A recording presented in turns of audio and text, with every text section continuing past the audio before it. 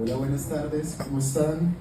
Muchas gracias por venir a aceptar esta invitación, participar de este espacio. Muchas gracias a la librería Tornamesa por ser un escenario bien bonito para la conversación que vamos a tener hoy alrededor de un libro precioso que se llama Dinosaurios, una travesía cretácica. Este libro fue editado por Miandes y por Penguin en colaboración, y es un libro ilustrado que tiene imágenes de Ignacio Mesa, imágenes preciosas además, y cuyos autores son Carlos Guarnizo y Paula Ríos. Carlos es coautor y líder, pero además es un investigador bien teso de la Universidad de los Andes, y es biólogo y tiene además un proyecto de divulgación científica, Ciencia Café para su merced. Después hablaremos de divulgación. Y Paula es compositora, cantante, escritora y profesora de música, ganadora de además un Grammy Latino 2021 por categoría de Mejor Álbum de Música Latina, para niños. Y acá tenemos a William Carantón, que es precisamente una de las personas que estuvo en el origen de lo que fue este libro. William es geólogo egresado a la Universidad de los Andes y nos va a contar un poco después. Con él vamos a hablar además de curiosidad y de ciencia en el nivel más duro, por decirlo de alguna manera. Y gracias a ustedes por también aceptar esta invitación. A mí me gustaría, este libro es la historia de una travesía, es el relato de cómo unos niños, pero unos niños que podríamos ser cualquiera de nosotros, encuentran unas huellas en una pared y se hacen un montón de preguntas. De hecho, en el libro los llaman preguntólogos, y es una cosa bien bonita porque pensaba yo que un preguntólogo puede ser cualquiera, y un preguntólogo es un científico también, ¿no? Hoy en día sobre todo. Pero me gustaría comenzar esta conversación porque además este libro tiene una particularidad, es que es un libro sonoro, es un libro musical, porque pues se aprovechó en el buen sentido de la palabra del talento inmenso de Paula. Entonces hay una canción que me parece que es un muy buen punto de inicio porque cuenta la historia inicial en la que William es protagonista. Si pudiéramos comenzar con esa canción, maravilloso.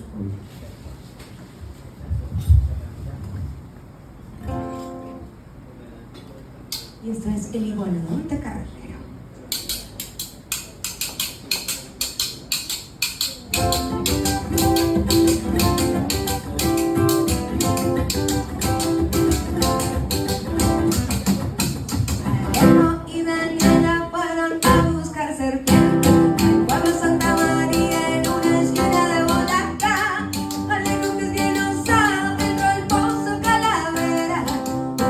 Increíble en el río Batacaca.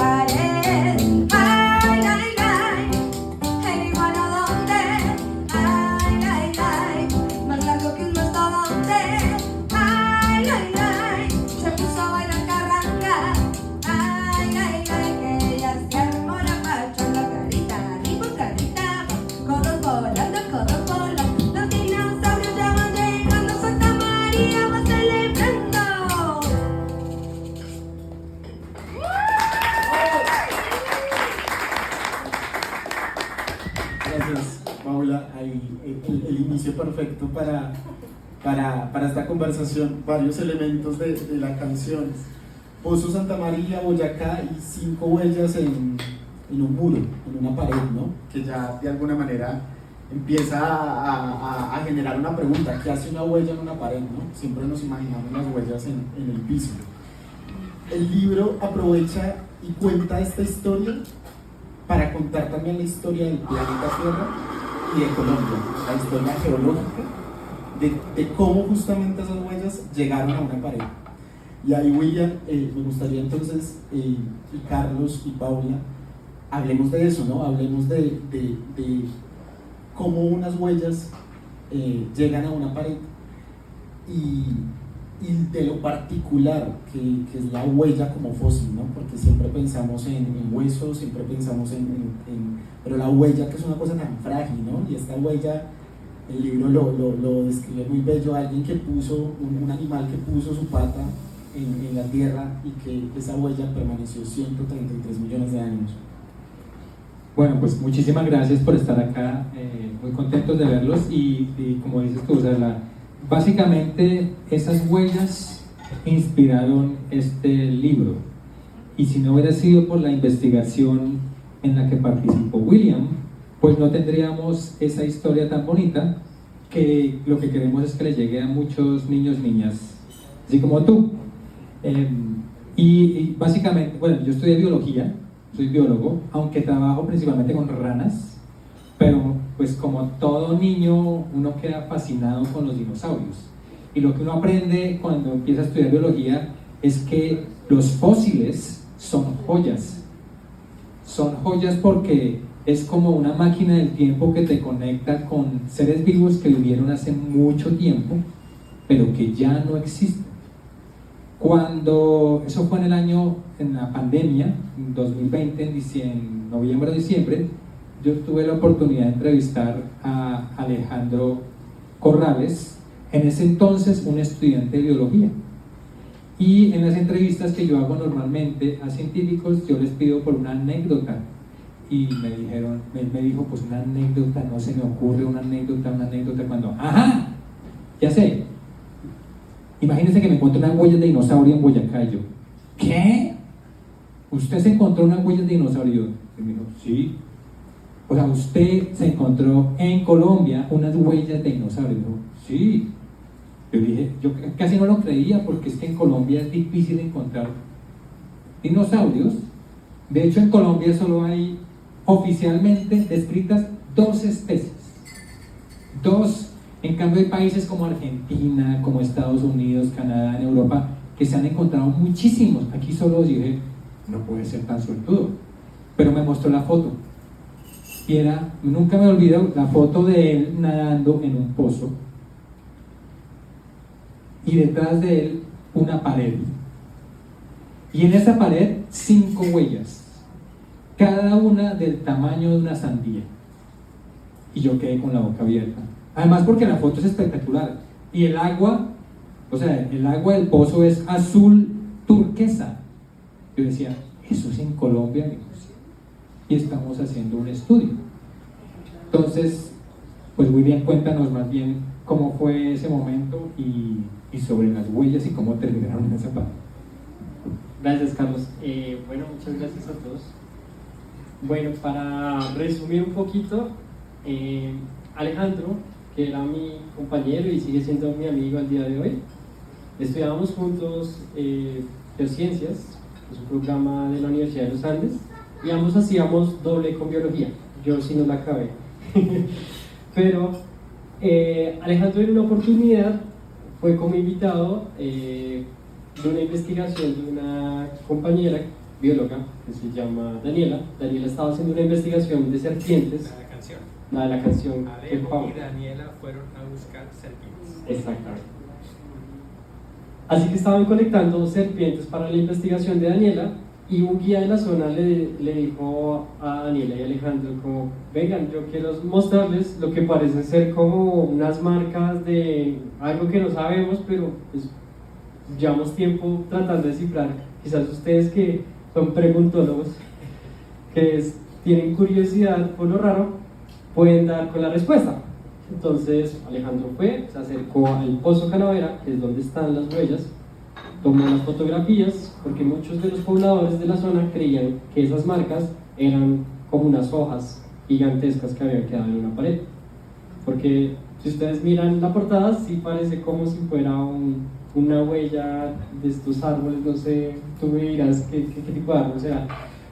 Pero Alejandro le toma las fotos, vuelve a Bogotá, él me muestra las fotografías y ya le digo, esas fotos pues están geniales. Obviamente él y yo sabíamos que eran marcas de algún bicho, así le llamamos nosotros los preguntólogos a los animales. Y por ese entonces uno estaba arrancando en la carrera de geociencias, y es muy común que uno se deja absorber por profesores que destacan sus publicaciones y demás. Y yo dije, no, Alejandro, hagamos una publicación, saquemos algo de acá. Y él dijo, ay, ¿será? Y yo, sí, hagámoslo. Fuimos a mostrarle a nuestro profesor, que era un paleontólogo inglés, perdón, se llamaba Leslie Noe. Y pues él en un momento dijo como, sí, están chéveres. Yo creo que fue en medio de la mala traducción o no sé, pero él entendió que por ahí eran fotos de otro lado y como que no nos dio interés. Y yo le dije, pero no puede ser posible. Y yo le dije a Alejandro, vamos a las huellas, yo quiero conocerlas. Fuimos, volvimos a tomar fotografías, se las volvimos a presentar al profesor, se le explicó mejor con ayuda de Google Traductor. Y él dijo, ¿cómo así que son huellas de dinosaurio? Ahí fue que nació la idea de hacer una publicación. Fuimos con el profesor, con otro profe que era geólogo del departamento en ese momento. Nadamos hasta la zona en donde estaban las huellas, tomamos mejores fotografías y comenzó todo el proceso de investigación para dar con qué dinosaurio podría corresponder. Que es un iguanodonte de más de 2 toneladas, ¿no? Y que además en el libro se cuenta su viaje, su travesía en un momento en donde la Tierra era muy diferente a como es hoy. Carlos decía algo que me parece chévere resaltarles, lo particular que es este tipo de fósiles, porque recordemos que en ese momento, ¿qué era Colombia? Era mar, ¿no? Pues, bueno, aquí William es el geólogo, pero sí, o sea, cuando uno mira un mapa en el Cretácico, ahorita tú tienes un mapa ahí que nos puedes mostrar, el Cretácico es, o sea, los dinosaurios vivieron como en ese periodo, incluido el Triásico, Jurásico y Cretácico, pero en el Cretácico, hace más o menos 100 millones de años, si ustedes ven a Colombia, no existía la cordillera de los Andes, o sea, Colombia era como una mesa de billar plana. Y gran parte, sobre todo la parte norte de Colombia, estaba bajo el mar. Es decir, lo que hoy es Bogotá está bajo el mar, lo que hoy es Villa de Leyva está bajo el mar. Por eso es que en Villa de Leyva se encuentran fósiles marinos.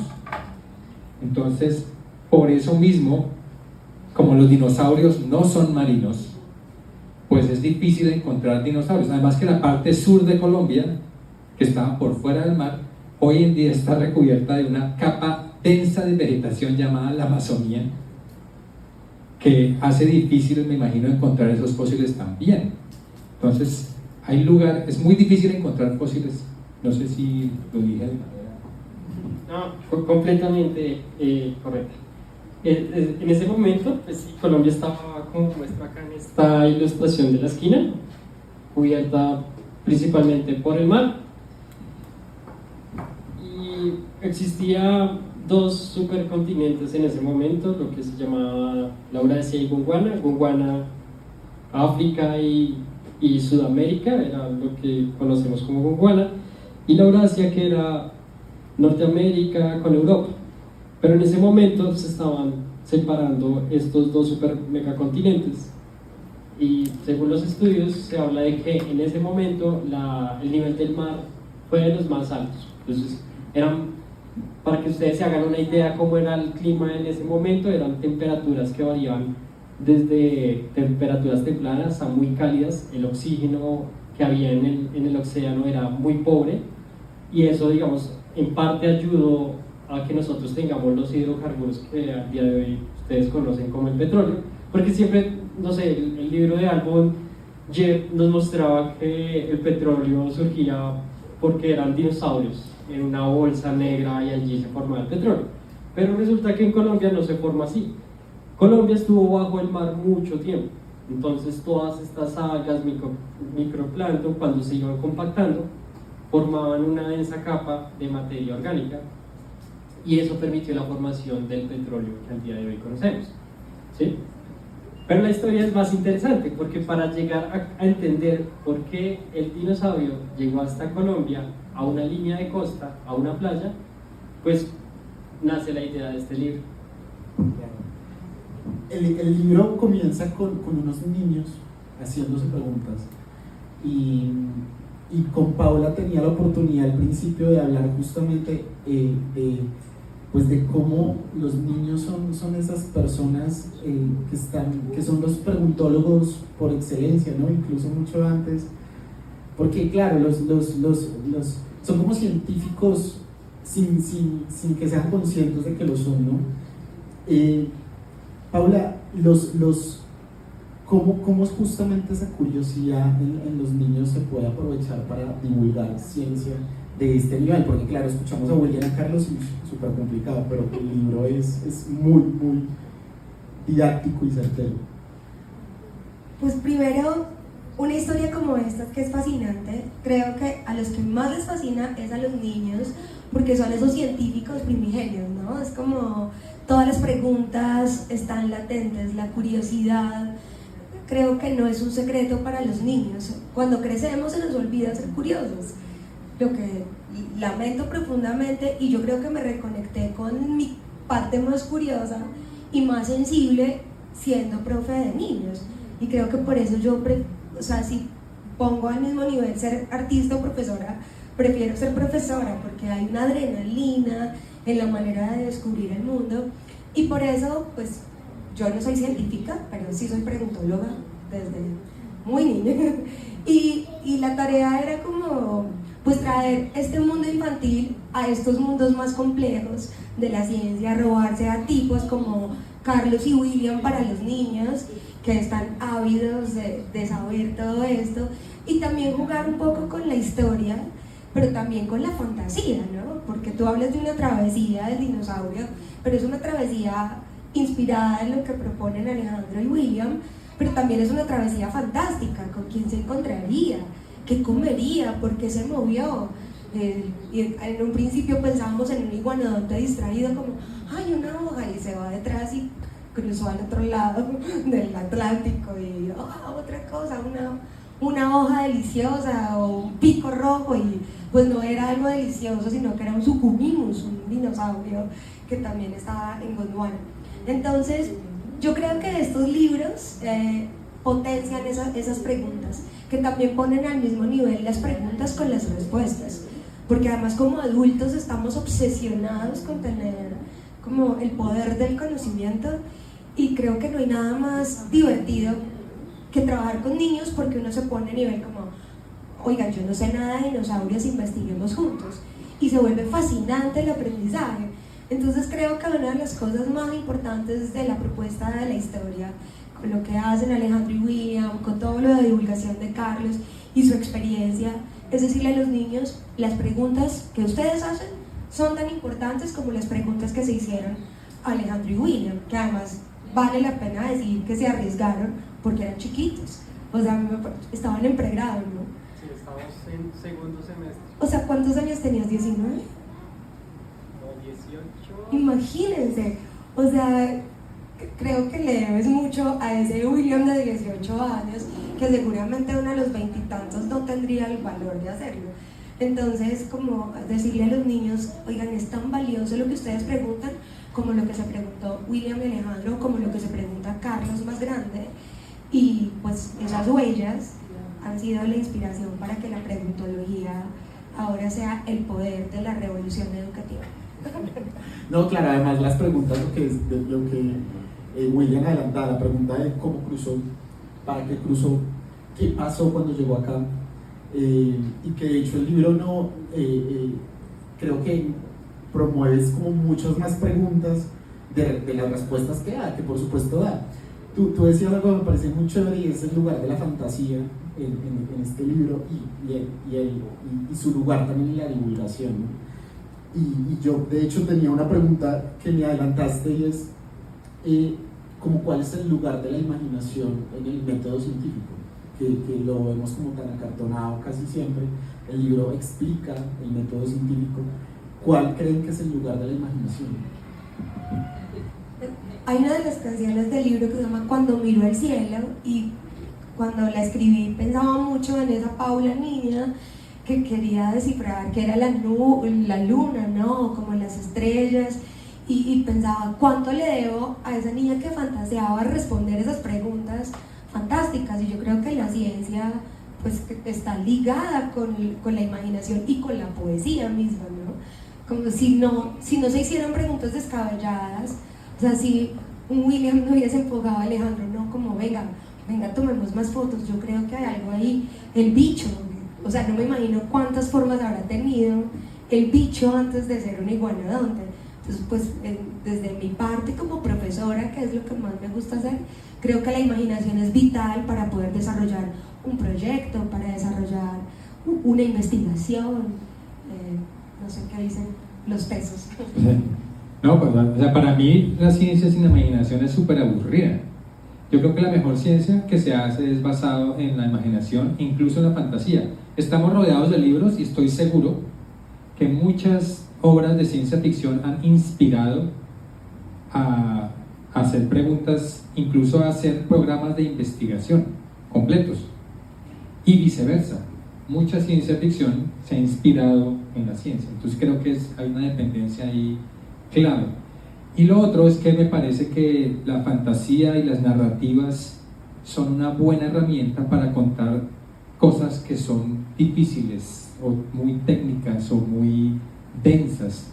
Y creo que es importante, o sea, lo digo como científico, cuando uno está en la academia, en una universidad, trabajando tantos años con colegas que hacen lo mismo que uno se va hiperespecializando en lo que uno hace.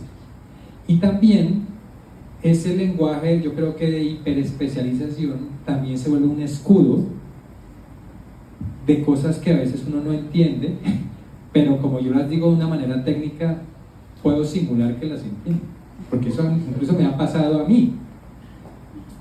A veces yo me pasaba en la universidad haciendo doctorado que había cosas que yo no entendía en realidad, pero yo memorizaba la cosa técnica, me decían, ¿qué es esa vaina? Y yo decía, esta, ta, ta, ta, ta, ta, ta. Entonces, sí entiendo, pero yo en realidad, por dentro decía, en realidad no entiendo casi, pero este es un escudo que me protege. Pero cuando alguien le dice por fuera de ese sistema, explique eso, y si no soy capaz de contarlo, quedo como desnudo, como me siento muy inseguro y estoy expuesto a críticas. Entonces me salgo de mi zona de confort y salgo a correr. Dijo, no, mejor voy y hablo solo a los expertos en un salón porque es mi zona de confort. Creo que la divulgación, sobre todo para niños, me parece muy bonita porque es como en realidad salirse de ese mundo. Y estar aquí con ustedes dando una charla en la tornamesa, o sea, nunca yo lo había hecho, o sea, nunca había pensado hacer eso. Yo siempre estaba en un salón dando charlas, pero estar aquí rompe con eso. Entonces me parece que la fantasía, las narrativas, las historias, los libros, es una forma distinta de contar esas investigaciones como las que hace William y nos acerca. Por ejemplo, William, cuéntanos, cuando hicimos una actividad allá en el municipio donde están las huellas, yo me acuerdo que Alejandro me decía como, frente a la comunidad del municipio, sentados ahí, que estaban todos ahí en el municipio, decían como, esto en realidad sí nos gusta mucho, porque no pensamos que como se lograra contar estas historias a la gente. No sé si... Bueno, sí, digamos que complementando lo que dices, Carlos, es cierto que la ciencia que no trasciende más allá de la academia, pues a mí personalmente me parece que es inútil, ¿sí? Si uno llega a comunicar la ciencia, un descubrimiento a un niño, a un papá que es curioso y no entiende, a mí me tocó así. Yo vengo de una familia donde mis papás apenas lograron su primaria y yo tenía que hacerle entender muchos de los descubrimientos que estaba haciendo, la investigación, de una forma simple. Y saber comunicar las ideas es hermoso porque no solo uno se lleva la idea de que aprendió a comunicar, sino que esas personas también comienzan a preguntar. Y eso me pasaba mucho a mí. Mi papá era una persona que me generaba, después de que yo le decía lo de las huellas, 20 preguntas más. Y yo decía, señor, me da material a mí para seguir investigando, porque son preguntas que ni yo mismo me había generado, y solo por el hecho de haberlas generado bien, de una forma que él entendiera, pues eso me hacía muy feliz. Cuando yo estuve en Santa María, trataba de hacer eso mismo, que nunca dimensioné con Alejandro, pues que algo que nosotros hablábamos en términos muy técnicos los fines de semana, porque nos sentábamos, eran los sábados, a hacer la investigación, iba a trascender tanto. Y que al poder trascender de esa forma, pues lo íbamos a explicar de una forma que a los niños les iba a encantar, porque vemos como los dinosaurios fascinan a cualquier edad. Sí, esos ángulos que nos pueden dar los demás cuando les contamos algo que además, cuando Carlos decía que claro, los científicos a veces usan eso como escudo, un niño hace todo lo contrario, un niño se encuentra con algo y de una va y se lo quiere contar a todo el mundo, y es muy chévere esa forma de compartir el conocimiento que tienen los niños. Hablábamos hace unos minutos de lo que generó justamente ese encuentro de huellas allá en Boyacá, ¿no? Y qué pasó con los niños de Boyacá, qué están haciendo ahora en ese lugar donde encontraron ustedes esas huellas. Bueno, primero, yo quiero agradecer mucho a Paula y a Carlos, porque sin duda, sin el poder de divulgación de ellos, nada de esto hubiese sido posible.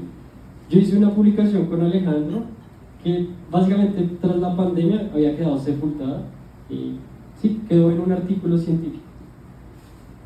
Tuvo una trascendencia tal, y lo digo al día de hoy, que generó una exposición a la que fueron más de 50.000 personas, que atrajo a toda una comunidad, una explosión de influencers, una exposición, una escultura, una canción nace allí, un libro, y toda una apropiación en un municipio como Santa María. Ustedes ahora notan, van y visitan al municipio y la gente es maravillada, se enorgullece de estar allí, de saber que son un sitio donde el turismo ecológico puede funcionar.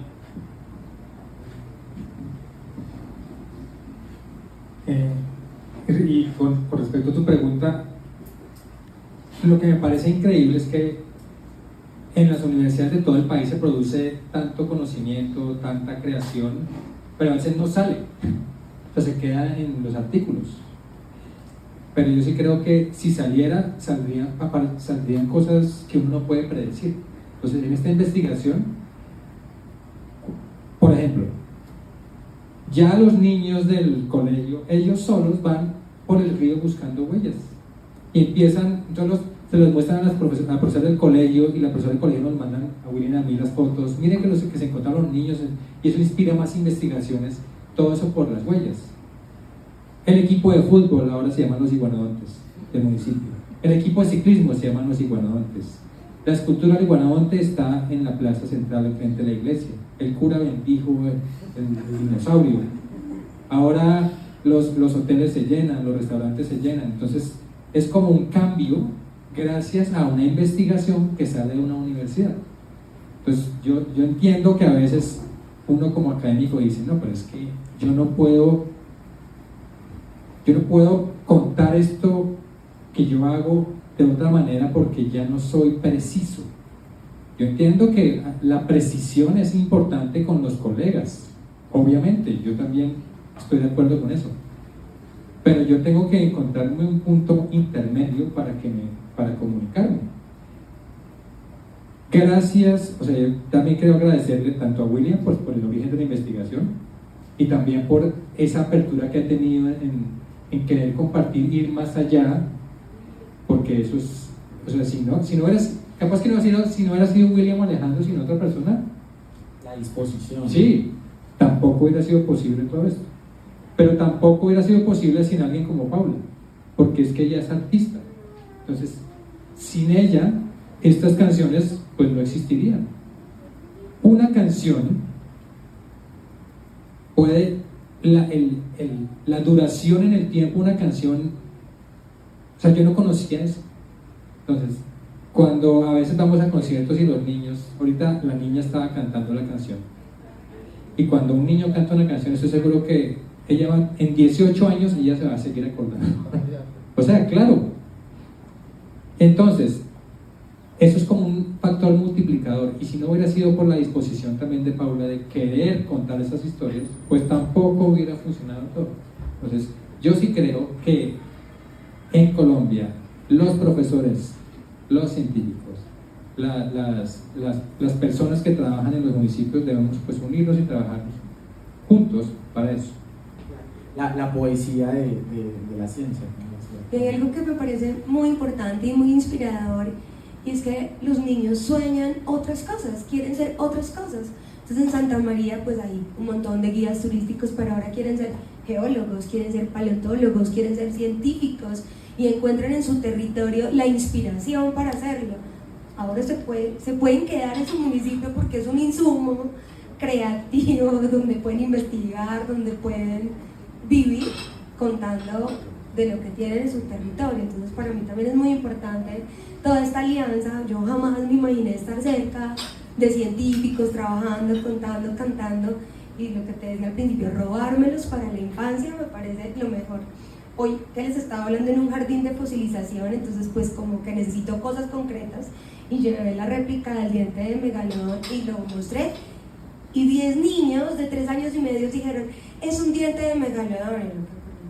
¿Qué está pasando? O sea, estos niños están accediendo con la música, con estos libros, a una información que también les da pues para soñar, ser otra cosa. Claro, lo que contabas incluso ahora, nos contabas de lo impresionante que es ver a niños cantando una canción con un nombre tiburón de hace mucho tiempo, ¿no? Sí, así cuando te hablan, no, y carcarón, carcarias, es como, o sea, yo ojalá hubiese tenido a los 5 años la certeza de decir el nombre científico de algo. O sea, creo que aprendí a decir Homo sapiens en el bachillerato. No, yo siendo biólogo aprendí carcarón, carcarias, creo que ya de maestría, ni siquiera integral. Como dice Carlos, es el poder de la música. Yo le quisiera pedir a Paula que nos deleitara con otra canción del libro.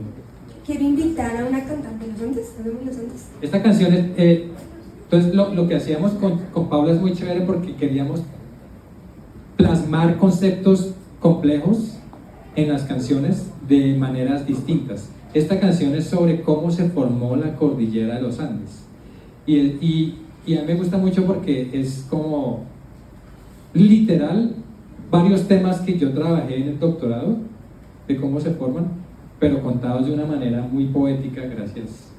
Entonces nos unimos los dos, entonces la parte poética, Paula, la parte música, y la parte técnica, entonces yo y nos unimos, y creo que salió bonito. Yo no sé ustedes qué.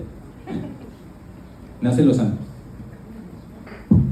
¿Quieres cantar con nosotros? ¿Sí? Bueno, canta desde allá.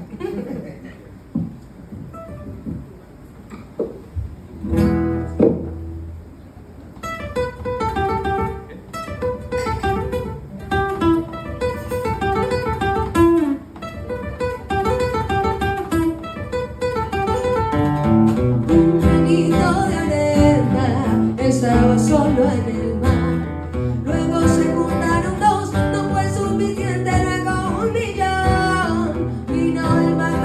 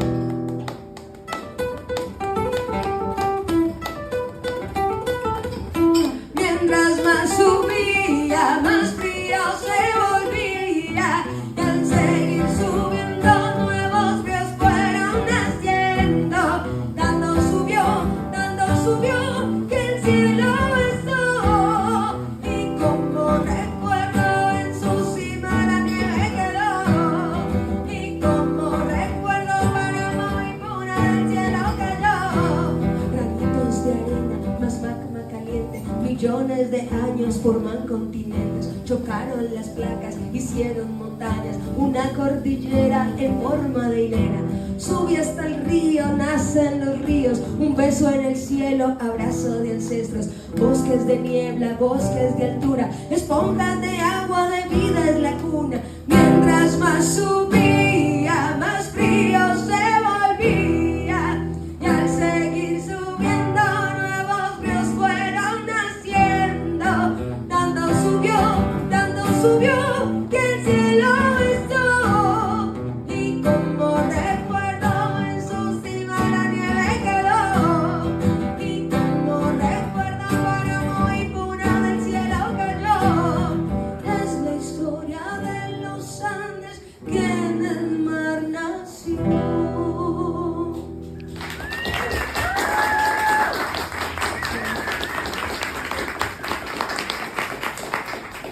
Además, yo creo que incluso a los adultos, ¿no? O sea, es una cosa preciosa. Yo salgo de acá a leer la historia de los Andes.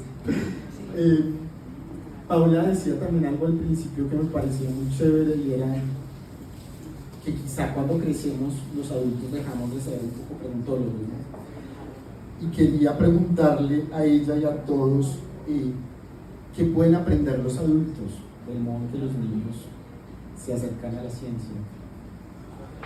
Yo creo que no solo los adultos, sino la misma educación. O sea, creo que la revolución educativa se da en la primera infancia, y lo digo de primera mano porque cuando trabajo con docentes, con agentes educativas, siempre se sienten un poquito inseguras de lo que están haciendo, y eso les permite tomar nuevas rutas, ¿no? Pero no, entonces ahora yo quiero ahora hacer algo científico, no, pero también quiero hacer algo musical, y eso les da chance de mezclarse con un montón de lenguajes. Cuando van creciendo, incluso los profesores de primaria y de universidad, supongo que mucho más, se pierde la flexibilidad, y yo creo que el aprendizaje requiere la flexibilidad y necesita adultos flexibles, adultos muy atentos. Rodari decía como tener la oreja verde, como la oreja súper atenta a lo que dicen los niños. O sea, realmente lo más valioso de mi celular son mis conversaciones con los niños, o las cosas que guardo de las conversaciones infantiles, porque ahí están los insumos como para las ideas más profundas que he tenido para mis canciones.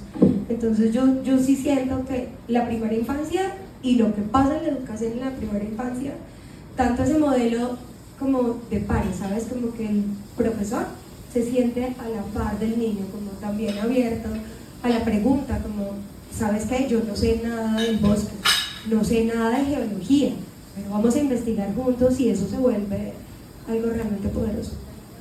Sí, completamente de acuerdo con lo que dice Paula. Creo que cuando uno crece, uno empieza a formar como estructuras en donde ya uno no puede preguntar ciertas cosas a alguien porque uno tiene miedo que lo consideren a uno, usted no sabe eso.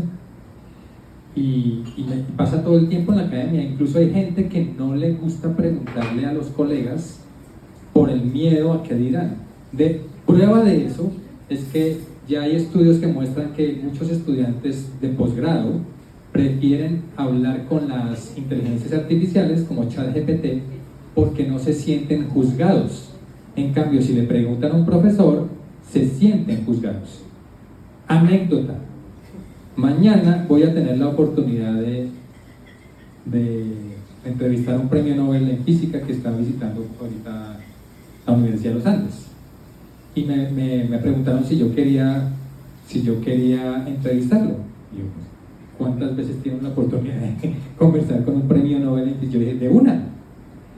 Pero a mí me surgió la duda, ¿por qué no nadie más? O sea, ¿por qué un físico no charlar con él? Pues alguien de la profesión, yo diría, pues es nunca por ir a hablar primero, porque yo soy biólogo.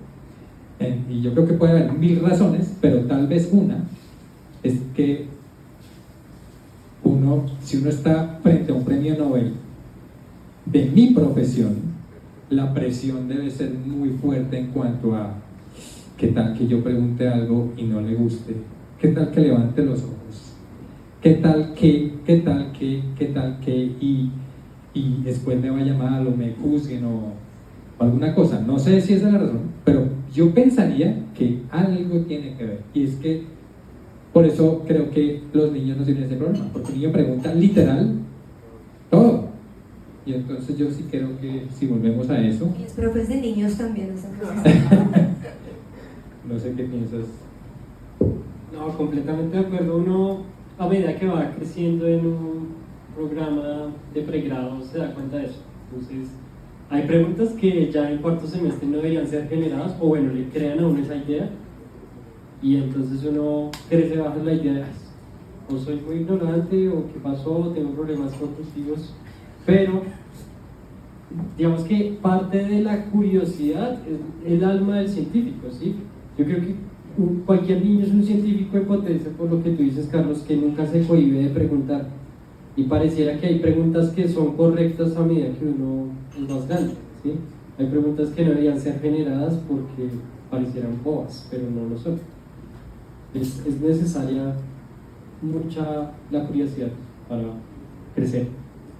Además, la flexibilidad, además de volver a preguntas que lo que decía Paula, la flexibilidad de volver a preguntas que ya se hicieron y que aparentemente ya tienen una respuesta, pero que el mismo libro lo reitera en muchos casos. Las respuestas o la historia que te estamos contando acá es lo que sabemos con certeza hasta acá, pero puede cambiar. puede cambiar. Y eso, exacto, eso que quería enfatizar, porque esa fue una discusión que tuvimos en el libro, y es que lo que William y Alejandro estudiaron pasó hace más o menos 130 millones de años, o sea, no pasó ni siquiera 1000 años, 130 millones de años.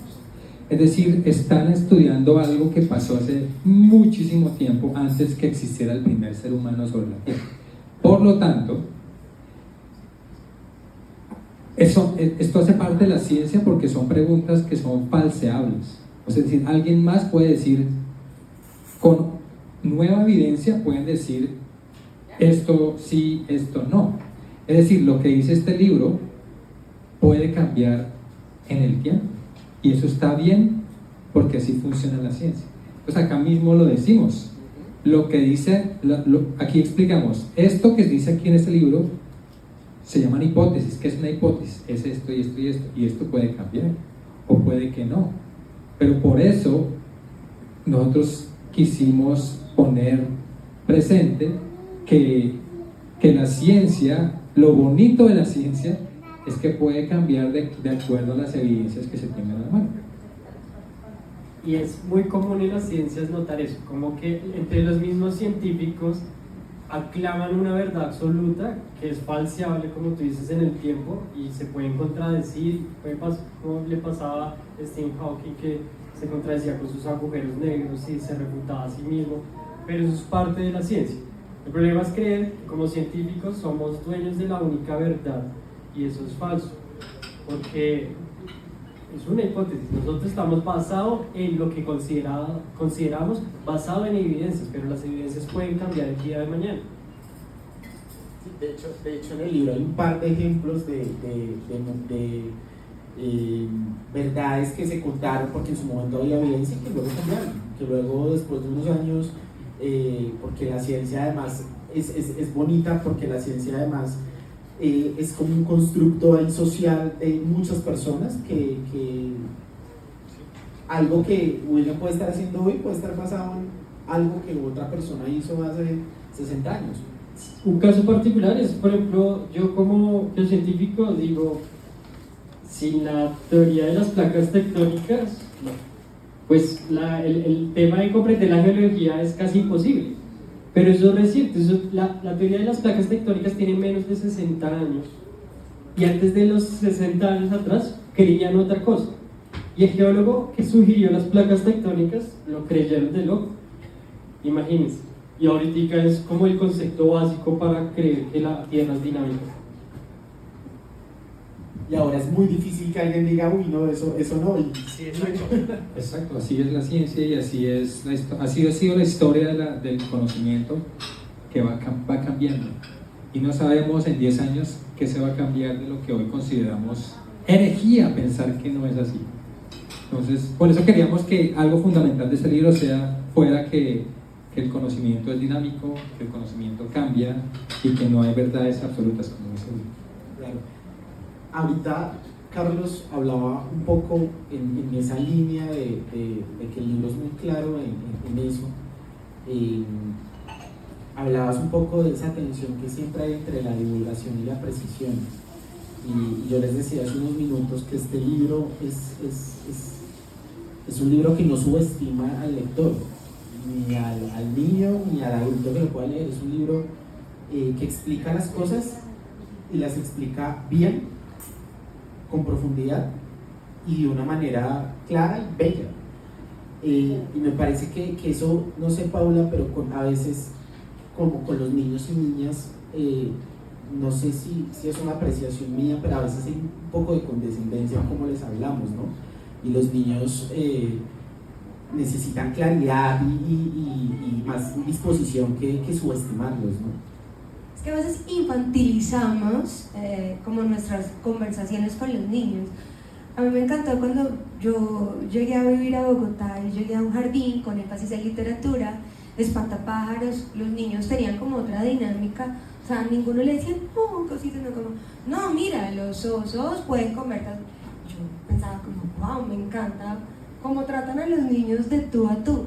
Y eso a mí me revolucionó, tanto que yo llegué así con un disco bajo el brazo, firmé con una gran disquera y yo después decía, ay, yo solo quiero ser profesora, a mí me gusta más esto que... Me decían, ¿qué te vas a poner para los premios Shock? Yo no, como que me emociona más esta parte de la vida. Y yo creo que es un momento bueno para aprovechar y hablar de nuestro editor Juan Pablo Mojica, que es el preguntólogo mayor, o sea, no es científico, pero es un editor de un nivel de curiosidad, de estudio, de necesidad de la ciencia en su vida. Entonces él no nos hizo fácil la escritura del libro, o sea, siempre estábamos rehaciendo como la misma ciencia en las páginas, y él se aseguró de no infantilizar cómo contábamos sin que dejara de ser sencillo, pero cómo le estábamos contando a los niños y a los lectores sobre el libro. Y pues no sé, la prueba es mi mamá, por ejemplo, que mi mamá pues nada que ver con esto, y las preguntas que me hace y cómo ha entendido eso. Me fascina pensar que mi mamá lo entiende, pero los niños a los que visité esta mañana en el jardín también lo comprenden. Y yo creo que eso es estar seguro del interlocutor que tienes. Entonces mi compañero con el que fui me dijo, es que no le dijiste que era una hipótesis a los niños. Entonces me quedé pensando, y dije, no, pero es que pues al fin y al cabo ellos sacaron la conclusión, porque les pregunté qué pensaban, cómo había hecho las huellas en la pared, y uno me dijo, es que era un dinosaurio pintor. Entonces, o sea, es como que poesía natural, y todos empezaron a decir cosas, y obviamente no dije, esas son hipótesis, pero sí usé la palabra, y todos entendieron de qué se trataba. Entonces, los niños son increíbles.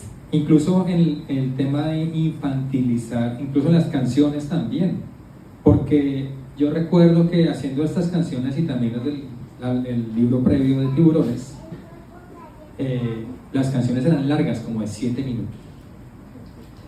Y entonces Pablo me decía, pues el estándar de infantil es que duren menos de 3. Y nosotros, pero pues, ¿y por qué 3? Porque es el estándar. Y no, pues no hagamos ningún estándar, hagamos las de 7. Y también los formatos, entonces el tipo de música. En este libro, ahorita les vamos a interpretar un bolero. Carlos, pero hablando de eso, íbamos a tener unos invitados super rockstar en la canción de La Carranga, y dijeron que no, porque era una canción muy larga y que no se parecía a lo de como a Canticuento, ¿cierto? Yo no, es que nosotros somos otra cosa súper distinta, y de hecho La Carranga dura 5 minutos y no la tenemos. Volvemos al tema de la flexibilidad, ¿no? Sí, entonces hay de todos los géneros, de rock así súper pesado hasta el bolero. Yo diría, pero es que el bolero no es para niños, es una música infantil. ¿Quién dijo que no?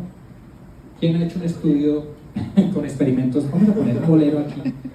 Sino que a veces uno también cae en esos estereotipos, y que la música infantil tiene que ser muy de cierta manera. No. Entonces, por eso también me gustan esos proyectos, como que rompamos esquemas, o sea, como que no hay reglas. salen un poco de esos Sí. encasillamientos. William, ¿quiere agregar algo? No. Vamos. Entonces, escuchamos ese bolero. Escuchemos eso. Entonces, la introducción a este bolero es que resulta que los dinosaurios, que no eran las aves, resulta que las aves modernas, desde la paloma callejera, canequera, desde la paloma, pasando hasta el colibrí y el avestruz y el águila, son dinosaurios, es lo que nos dice la ciencia. Son dinosaurios que sobrevivieron la causa de la extinción, que fue aproximadamente 66 millones de años. Entonces, ¿cuál fue la causa de esa extinción? En la actualidad la ciencia nos dice que fue un asteroide que cayó en lo que hoy es el Golfo, en la península de Yucatán, en México. Y el nombre que le pusieron a ese asteroide es Chicxulub, porque ese es el lugar más cercano a donde está el cráter. El cráter está bajo el mar, incluso bajo el mar y bajo la tierra de debajo del mar. O sea, nadie lo ha visto, lo detectan con máquinas, con sonar y toda la cosa, pero nadie lo ha visto porque está bajo la tierra. Y cuando cayó ese asteroide, pues levantó olas de 1000 metros, una nube de polvo que tapó el sol. Las plantas se murieron, herbívoros después, carnívoros después, y los dinosaurios grandes no tenían que comer y se extinguieron. Los dinosaurios pequeños todavía podían comer, sobrevivieron y evolucionaron en lo que hoy son los colibríes y las palomas canequeras. Entonces este es un bolero sobre el último día de los dinosaurios. En las maracas, William.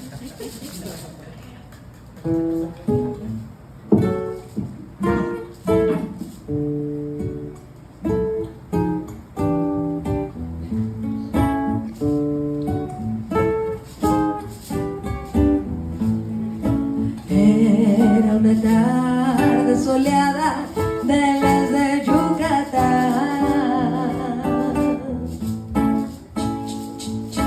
Los dinosaurios miraban la vida pasar. 66 millones de años atrás aproximadamente. Todo lucía perfecto en Yucatán.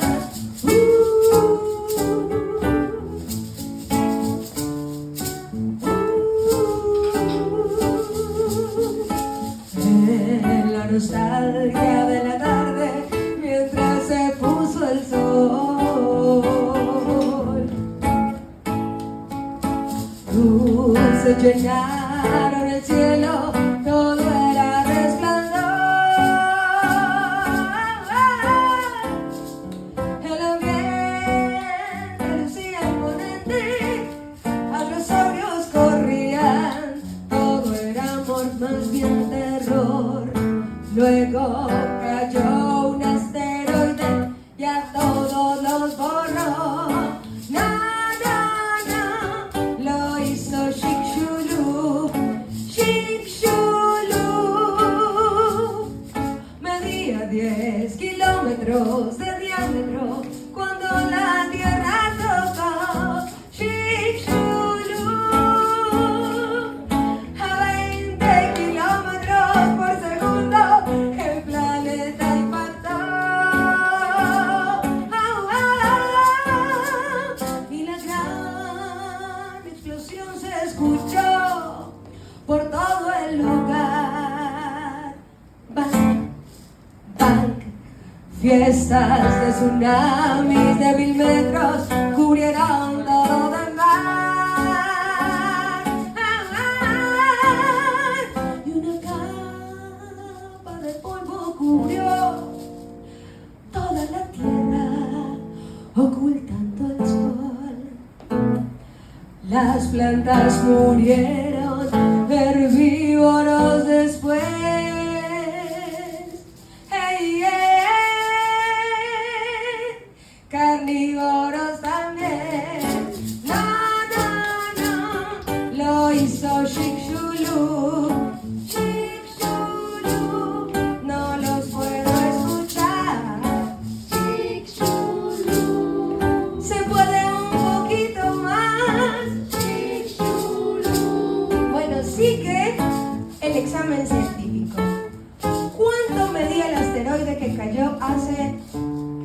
2 millones de años. 10 kilómetros. A ver qué dice el geólogo, por favor. ¿Aprobados? ¿A qué velocidad venía? A 20 kilómetros por segundo. Punto para el señor. ¿Hace cuántos millones de años cayó Chicxulub? 66 millones de años. Lo hizo Chicxulub. Un poco de volumen.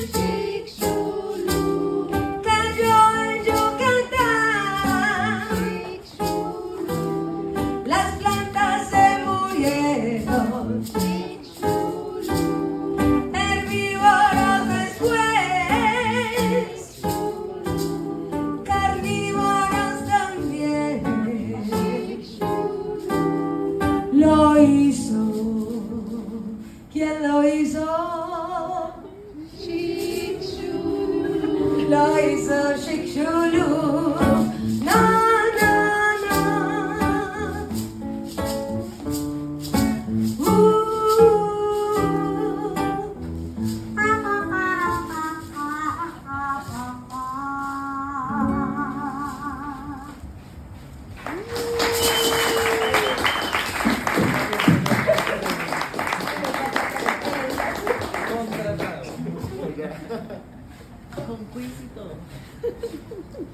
Quizá después de leer este libro observes con mayor atención las pistas que te ofrece la naturaleza. Las respuestas están allí, esperando pacientemente tus preguntas, esperando a que tú, un auténtico preguntólogo, te animes a descubrirlas. Muchas gracias por este espacio. Me gustaría que terminaran haciendo una invitación a que lean la maravillosa aventura de este dinosaurio. Bueno, creo que es un libro muy especial porque ha trascendido la geología, la amistad de Alejandro y William, la divulgación científica de Carlos, la música de Roxito, y es importante por lo que está pasando en Santa María y la revolución en el territorio, y creo que eso hace muy importante nuestro trabajo, también nos aterriza, pone nuestro ego en la tierra y dice, lo que hacemos nosotros podemos aliarnos, así como Penguin y la editorial Uniandes se unen pues para hacer realidad esto, y estamos todos juntos pues para contar de otras maneras lo fascinante que pasa en los territorios de Colombia. Tienen que leerlo para que se enamoren de nuestro iguanado. Y no solamente leerlo, sino escucharlo. Este es un libro que trae unas canciones que nos cuentan diferentes aspectos, historias de lo que pasó en el pasado, de la geografía, de los personajes.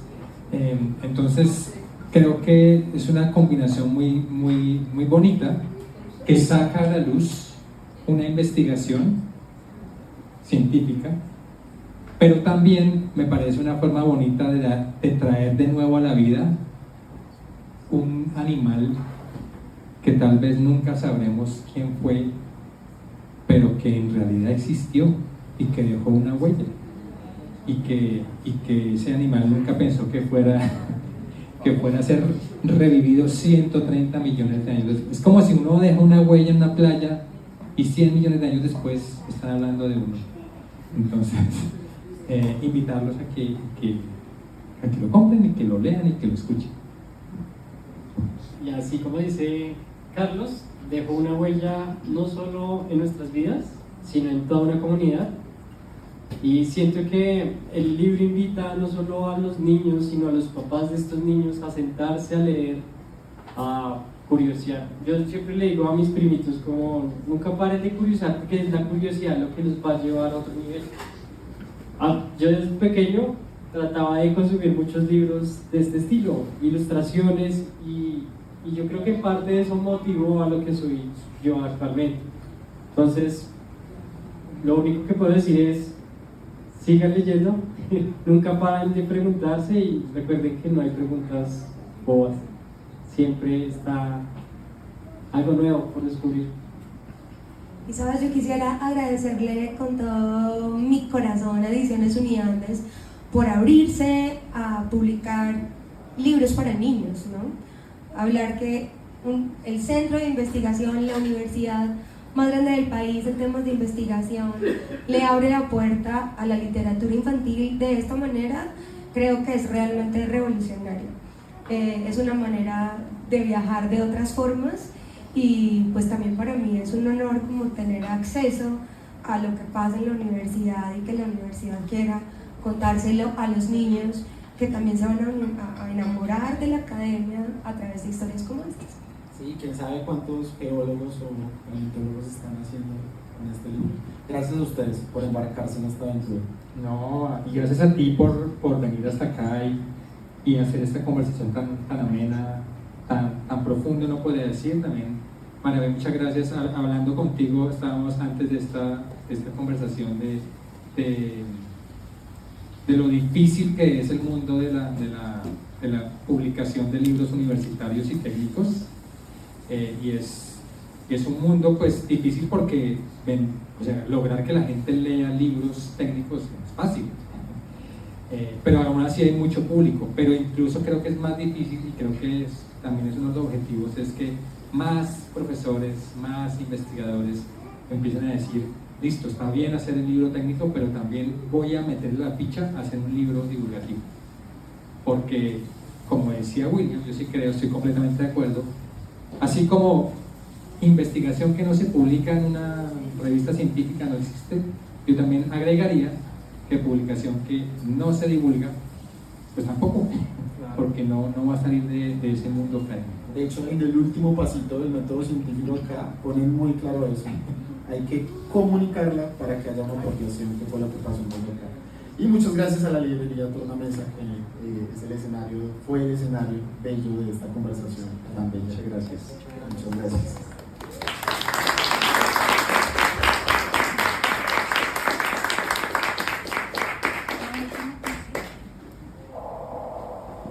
Nos piden, Paula, una última canción. Una última canción. Es petición del público. Esta canción es la que intentamos tener un lenguaje más técnico, no un lenguaje técnico, sino como incluye más, era como la más hardcore de científica, porque era como, ¿cómo explicamos en una canción el movimiento de las placas tectónicas? La persona que estaba hablando, William, que descubrió que los continentes se movían, Alfred Wegener, que lo consideraban de loco, ¿cómo lo metemos en una canción? Y además que es una canción bien rockera, se llama Tiembla. Bueno, cabe notar que las letras de las canciones están en el libro, entonces por favor, para la gente que está allá con el cancionero, esperamos que canten con nosotros.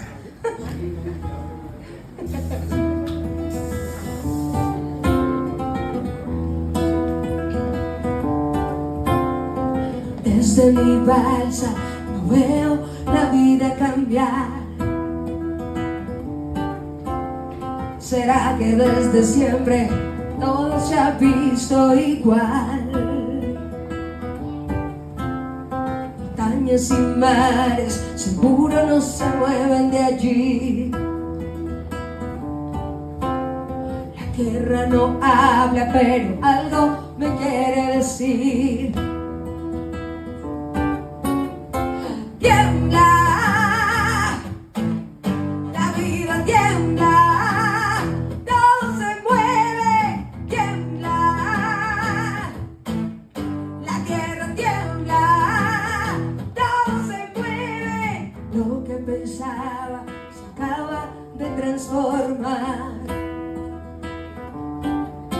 Por un libro polvoriento de Alfred Wegener y su hipótesis genial.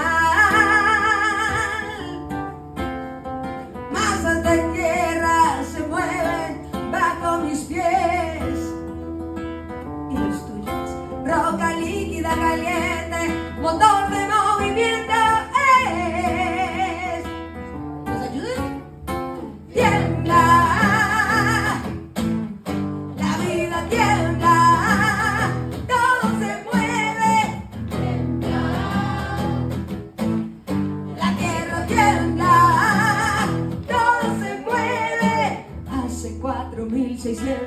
Millones de años la tierra era una masa caliente. cambió mi presente en esos tiempos, ya temblaba, igual que tembló mi casa cuando mi abuela partió.